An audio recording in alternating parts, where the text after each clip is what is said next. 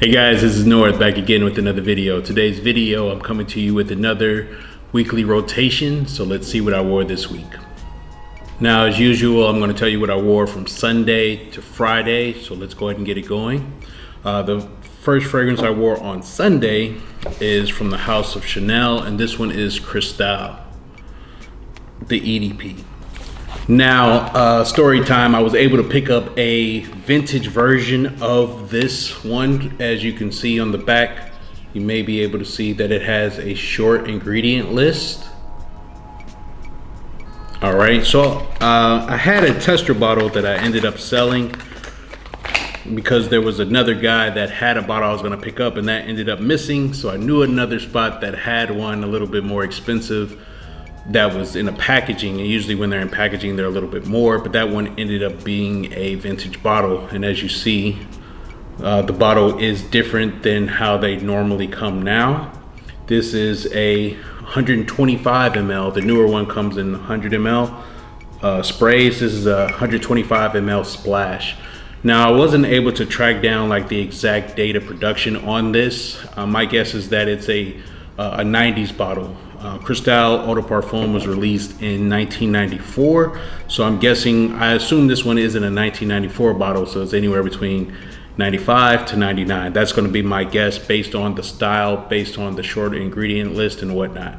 So I was happy to pick this one up, so we know that this one has real oak moss in it. Now, since this is a splash bottle, you see I have a bunch of it missing. The reason for that is that I decanted it into a smaller, this is a 40 ml bottle, and just labeled it. So I decanted it into here, 40 ml from here, went into this bottle so that I could spray it easily. Again, this one was released in 1994.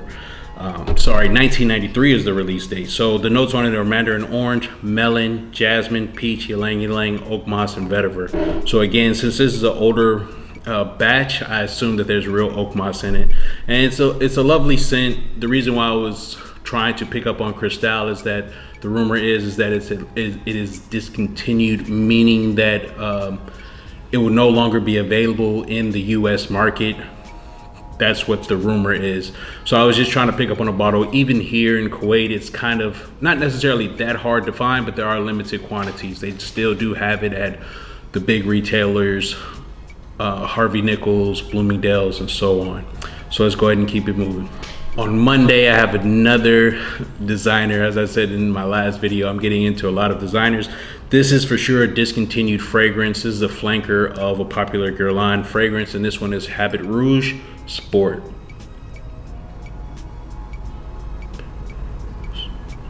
So I was able to pick up on that one. Habit Rouge Sport was released in 2009.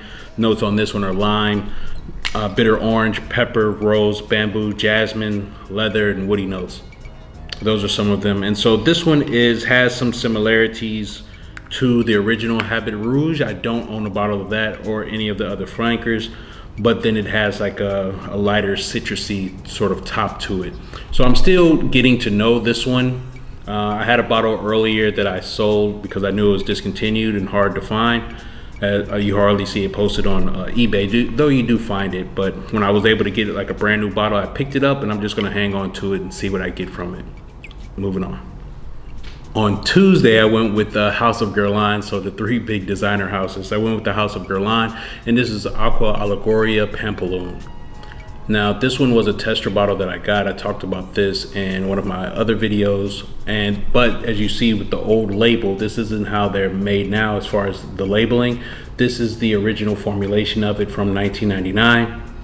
And as I said before, when I spray it on, it seems like the top, meaning like the top brightness of it doesn't seem to be there, but once it dries down, it turns into the normal fragrance.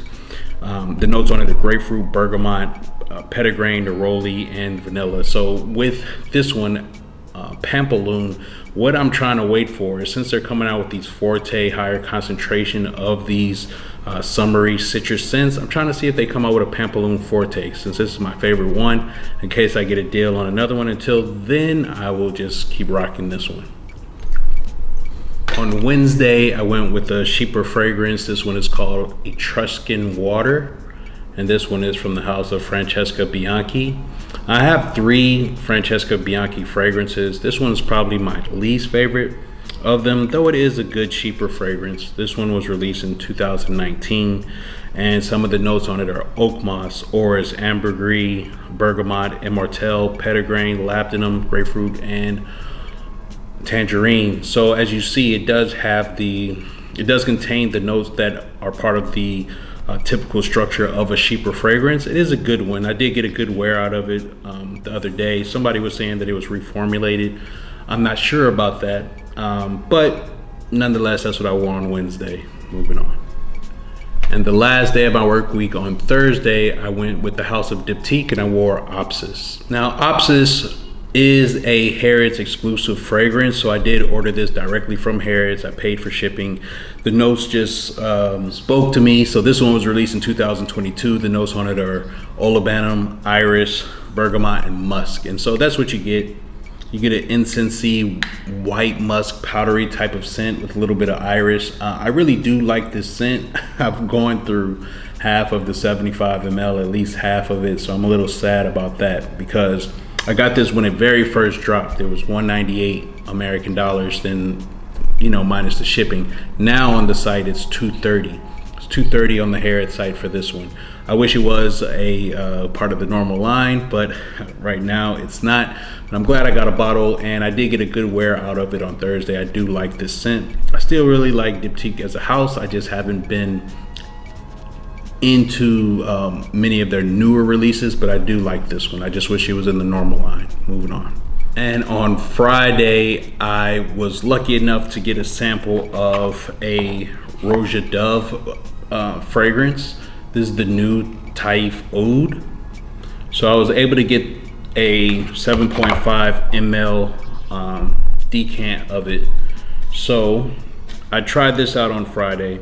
It's so hot outside, it's really hard to sort of like enjoy your fragrances and get much out of it when it's, you know, over 100 degrees. So I didn't get that good of a wear out of it. I'd love to wear it like inside, like at work or something like that, to see how much I like or don't like it. But this one is a 2023 release. It's again from Roja Dove. This one has aldehydes, bergamot, ylang ylang, incense, oud, labdanum, benzoin, and vanilla. Those are some of the notes. And to me, from the little bit that I got from it, it's not anywhere similar, but it made me think of trying to compare it to Taif Elixir, which I do have from Orma Jane, which has Taif Rose and Oud. I don't think that I like this one as much from the little bit that I tested it, because, you know, it's promoting Taif and it's promoting Oud, and neither of those notes to me were like extremely prominent in the scent itself. But again, don't take my word for it. Now I'd have to wear it like in a more temperature controlled environment to see like the longevity, to see how it transitions. But that's what I wore on Friday. I saw it was going online for, you know, a couple $100, these 7.5 mLs, but I decided to keep it just so I can get a wear out of it. I didn't pay anything for it. It didn't cost me anything. So I just wanted to enjoy it. I hadn't had a Roja Dove to just sit and enjoy, to see how much I actually like the house. But that's it. That's what I wore this week. Please let me know in the comments what are some of the things that you wore this week. Have you tried any of these fragrances that I've mentioned? Please like, comment, and subscribe, and I'll see you on the next one, guys. Peace.